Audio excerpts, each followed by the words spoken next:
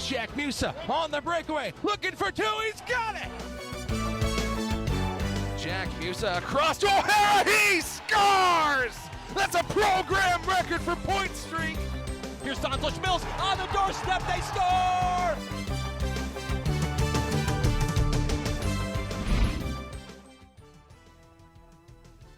Hello everyone, it's great to be back with you again on the UMass Hockey Preview Show presented by UMass Journalism. Along with John Ruggiero, I am Jacob Repper, and we begin the show with a little bit of different news, some sad news. Today, John, is our 21st and final show together. Yeah, we took a bit of a break, Jacob, after the end of the season, but what a fun time it has been on the UMass Hockey Preview Show.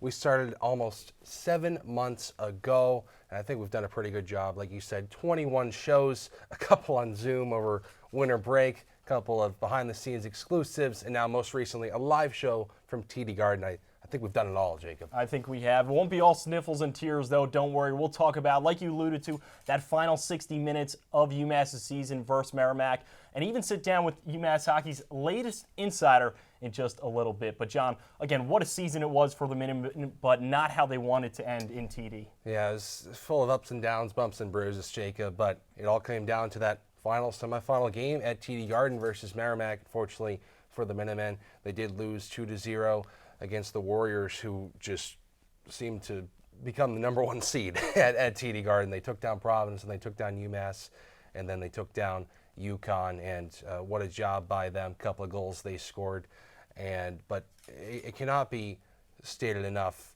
how much fun it was to go to TD Garden. Give me, John, your just overall thoughts on that experience. Yeah, I mean, it was my second time there for the Hockey's Championship, and I'm a Boston native, as some of you know, and I just love going to the Garden and being up there on the 9th floor. It really is a different experience, Jacob. It was your first time. What did you think? Yeah, it was unreal. I wish that press box was a little bit bigger, but I mean, we had a good time. It was a fun call, emotional at the very end, but I was excited, John. We've gone to a lot of great places. We've gone out to the Midwest, went to Fargo, went to TD, so a great experience for us and a pretty good season for the Minutemen. They finished 22-13-1 after going just 9-10 in their first 19 games on the year. But, John, that's the end for what we saw this past season. It's transfer time. The Minutemen, their season, it ended. Transfer portal, they did the exact opposite, opened up. And over the past month, 300 players entered the transfer portal, including 7 Minutemen. Now, to help make sense of all this kind of chaos, we're going to bring in co-captain of the Minutemen and college hockey's most recent and notable insider, Owen Murray. Owen, thanks for joining us. Thanks for having me back, boys. Of course. Let's jump right into it, Owen, because the transfer portal, it's a crazy time. Players are moving in and out. Can you just tell us what that process looks like? Yeah, obviously it's not something you want to see, losing teammates and having good people leave your program, but at the same time, everybody's looking for new opportunity, and that's the most important thing in college hockey now. It's always a really changing market, and hopefully all these guys have a ton of success in their new homes. We'll take a look at the graphic here. 5 players have found new homes for the Minutemen, 2 of them still searching. What can you tell us about some of the guys on the screen here? A lot of good, talented players that probably are just looking for new opportunity. You could start at the top with Nick Van Tassel. That's an extremely big and skilled forward who had started to find his footing this year before an injury, and hopefully he can get off on a good run in his senior season over at UNH. And then along the list, Mellenbacher is another drafted forward who can really make plays and get in on the forecheck and hope for the best for him as well, and keep going down the line. And AJ Lacroix, Matthew Wild, Elias Zimmerman, those are all really good players. So I'm glad all those guys have been able to find homes, and hopefully Cosman and Norton can as well soon. What can you tell us about your side of it, Owen? Obviously, you've been making a couple of tweets, notably one with Mellenbacher, who was reportedly going to Minnesota State, but that turned out to be some fake news, and which you promptly corrected. So are you just trying to support these guys in their journeys outward? Yeah, absolutely.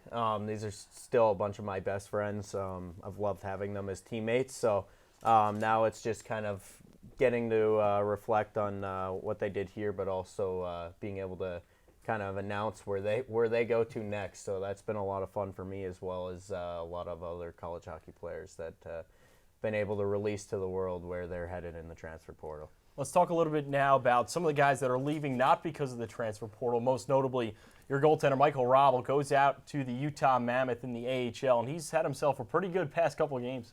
Yeah, I mean, he was spectacular all season long, right till the end. Had a phenomenal game at TD Garden, and obviously he makes the jump now to Tucson, and he's been playing phenomenal there. I expect nothing less than for him to have a ton of success at the next level, and hopefully we'll see him in the NHL by next year. The Olvestad playing pro hockey in Sweden. Do you think you'll try and follow suit potentially? What are your upcoming plans? We'll see. I'm not too sure what my plans are yet, but I know his team, Karl Skoga, over in Sweden in the Allsvenskan League, a really talented Swedish league. They're going to be really happy to have him on their back end, that's for sure. You don't speak any Swedish, do you? You can't join him? I only know a couple words, and I shouldn't say them on camera. That's fair. You guys were a great tandem throughout the year. So let's take a look now at some of the other notable transfers around college hockey, most notably Hockey East. We'll start up in Orono. Justin Poirier, he's out. Yeah, talented goal scorer. Obviously, he was able to produce 29 points, almost 20 goals as a freshman is really impressive to do. Him leaving Maine, that's going to be a lot of goals that they have to make up in other spots. So hopefully they can find that. And from there, obviously you got a guy like Sasha Boumedian, who he's probably one of the most talented skaters in Hockey East. And him moving out to Ohio State, he sure is going to get some run in Big Ten hockey and maybe produce some more points. So looking forward to seeing what he's got going there. And again, with Miguel Marquez leaving Maine for another Hockey East rival in Northeastern, maybe a little bit of a questionable one, not knowing where Northeastern is going to be playing games for the next couple of years, but another really fast, skilled forward that kind of suits Northeastern's game really well. So I'm sure they'll be happy to have him. When you're trying to break this news of guys going in the transfer portal, I mean, what's your mindset when it comes to that? Like, are you reaching out to different guys? Like, what? It kind of started off as me reaching out to buddies and people that knew of me or I knew them, and kind of just making sure I wasn't stepping on anybody's toes. But if they wanted me to get involved in the action, I would. But as time went along, I had a lot of people reaching out to me saying, "Hey, my buddy's going here," and a lot of people I never knew before. So it was kind of a lot of fun to get connected across all of college hockey and have a little bit of an impact on people moving places in the transfer portal. How many times is your phone dinging throughout the past couple of weeks? You're like the president. Yeah, the first week of the portal was crazy. My screen time had to have been over 10 hours a day, maybe even more. So glad it settled down now. I could take a little bit of a break.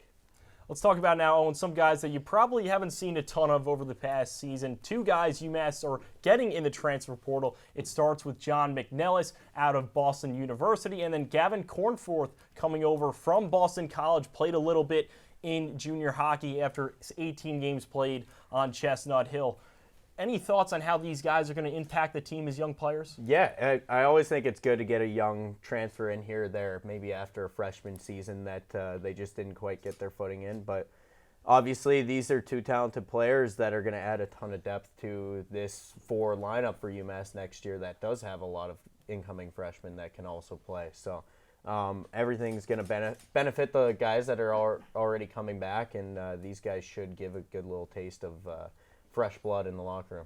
Obviously, these guys aren't necessarily seniors yet, 20 years old and 19 years old respectively, but you know how important it is to have an older, more veteran presence in the locker room. How important is that? Yeah, it's massive. Obviously, if you look back to our forward group from 2 seasons ago, a ton of veteran presence, and we might have lacked that a little bit this year, but at the same time, we made up for it with kind of our will and hard work ethic from all of our guys up front. And I think you look at it this year, now you're going to have a guy like Musa and O'Neill back, seniors. That's big time for this program, and really expect those guys to make up that veteran presence and be huge leaders. 15 exact returning players for the Minutemen. 9 of them are forwards. That's an area that you look back to, well, at this point 2 seasons ago, you guys lost a lot of great talent. You're bringing in some great talent offensively and defensively. As we take a look at some of the freshmen coming in, it starts off with Max Coran, 19 years old, continuing that Czech pipeline for the Minutemen. Yeah, obviously we've built a little bit of a Czech pipeline here with Nestercell and Robel coming in the past couple of years, and that's a lot of talent. I say if it ain't broke, don't fix it. So he'll obviously add a ton of talent down the middle, and he's had a couple of really good seasons in the Western League, and then obviously looking at Igor Barabanov or Maxim Masse, you're starting to see our first taste of major junior players coming into this program, and that's going to add a ton of talent. And I think all the coaches are really excited about that, new ones especially, and really looking forward to see how this goal scoring turns out next year. UMass didn't really dip their toes in the CHL pool until now. I mean, what did you see out of those guys in college hockey this past season? Do you think they'll really provide more of an impact even next year? Yeah, obviously we weren't a team that dug into it. Maybe we lacked a little bit of goal scoring this year, but you look at a lot of other teams, especially around Hockey East, like a Roger McQueen and guys like that. There's been some pretty big impacts from those major junior players because they have the pedigree of scoring. So I think that's what they're really looking forward to add here at UMass this year is some of that goal scoring that can get us over the hump and not end up with a goose egg at TD Garden in a semifinal game. Of course, CHL players only starting to come over in the past couple of years. Oh, and you're a fellow Canadian. You get on the phone, call any of the guys up, say, hey, you got to get out east of the Hockey East? Yeah, I have a few buddies that are kind of starting to get into the coaching business out in Major Junior, and I'm on the phone with them and text them back and forth about how fun it is to come out east and play in Hockey East. And obviously being a Western League kid, a lot of those kids probably will like to go to an NCHC school or something like that. But there's a lot to offer out here and being close to Boston. So as time goes on, hopefully I can kind of help a little Western League pipeline over to UMass. That would be great. Owen, any final thoughts before we get you out of here? No, this has been a pleasure, though. A lot of fun being at UMass, playing in front of all the fans, and obviously getting to work with you guys has been great. Yeah, we appreciate it. Now get out of here. Go keep skating. Keep working on those edges. Thanks, boys. Thank you, Owen. Of course. Before we sign off, we'd be remiss if we didn't take the time to really acknowledge the people, John, that made this show possible. It starts off with our director, Nick Labonte. Yeah, I mean, we're going to have a couple people here, but Nick, he came on after I think Greeley might have forced him to. But he's in the directing room right now. But a big thank you to Nick. He has been huge. He's the one that makes all this stuff flash up on your screen during these shows, and he has been a true unsung hero for us. John, the amount of times that I've texted him or asked in a favor of him, he should have beat me over the head at this point. So we appreciate Nick. Then, of course, our producer, our great Greeley Kyle, professor here. He has been incredible for us. Wouldn't be here without Greeley. We sure wouldn't, Jacob. I mean, well, actually, it all starts, I guess, last spring when we took his broadcast performance class on this very set. And then over the summer, we come to him with this idea, and, Greeley could have said, no, get out of here. I got plenty of other better things to do. But he took the time to listen, to help us out, and to create what has been over a 20-show full-scale production. And the amount of hours that he has put towards it has been truly unbelievable. So once again, thank you, Greeley. Another big thank you to the guy right above us upstairs, Steve Fox. We've sent him so many of our videos. In fact, 21 to be exact, probably 22 when you factor in that crazy exclusive that we did. He's the guy that oversees everything, giving us a ton of feedback. We really appreciate Steve as the sports journalism director and everything that he's done here for us.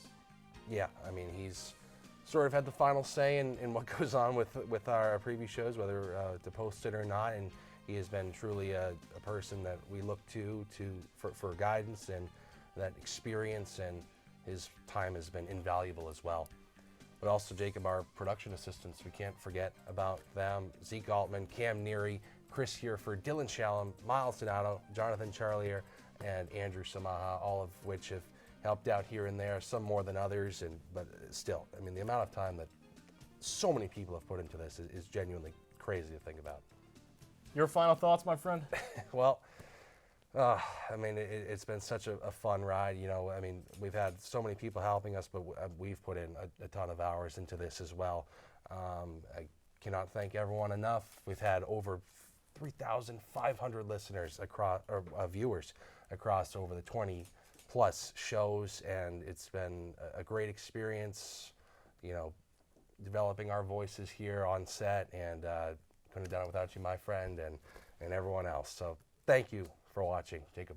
Well, thank you, John. Also, one final thank you to our journalism chair, Rodrigo Zamuth, for giving us the green light here into this great and fun show. Thank you to the fans. John, this is it for you. I am Jacob Repper saying so long from the UMass Hockey Preview Show.